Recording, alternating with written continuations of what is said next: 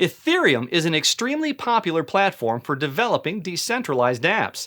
It uses Ether, one of the top cryptocurrencies around, as its currency. But getting your hands on some Ether can be a bit confusing if you're just starting out, to say the least. Hi, I'm Nate Martin, and we're going to go over how to buy Ether in today's 2-minute tutorial.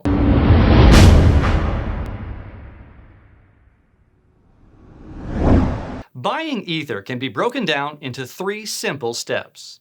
Get a wallet, locate your Ethereum address, and find an exchange. Depending on the amount of coins you're planning to buy, you can choose between either a hardware wallet or a software wallet. If you're buying a small amount of crypto, then a free software wallet that can be downloaded to your mobile phone or computer will do. Exodus is a great software wallet that is easy to use for beginners. If, on the other hand, you're planning on accumulating larger amounts, it's safer to store it on a dedicated device known as a hardware wallet. Our recommendation for a hardware wallet would be the Ledger Nano X, a reputable wallet which can store multiple cryptocurrencies alongside Ether. Once you've set up your wallet, make sure to find your Ethereum address, which will be used whenever you want to send Ether to your wallet.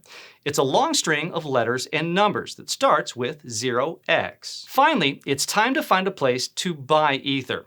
We recommend you buy your Ether on an online exchange and not from an individual. Exchanges can be divided into 2 categories: brokers and trading platforms. Brokers sell you cryptocurrency directly through a fast and easy process, but with higher fees. They're extremely suitable for beginners. However, if you're an experienced user, you can use a trading platform, which connects you with sellers anonymously, allows for more trading options, and has lower fees. We've listed some reputable exchanges that sell Ether in the description below this video. Keep in mind that while some exchanges will store coins for you on their site, you'll want to make sure to withdraw them to your own wallet by sending them to your personal Ethereum address. This way, you keep full control of your Ether. That's today's 2-minute tutorial. For a complete list of recommended wallets and exchanges and a more in-depth step-by-step guide, make sure to check out the links in the description below.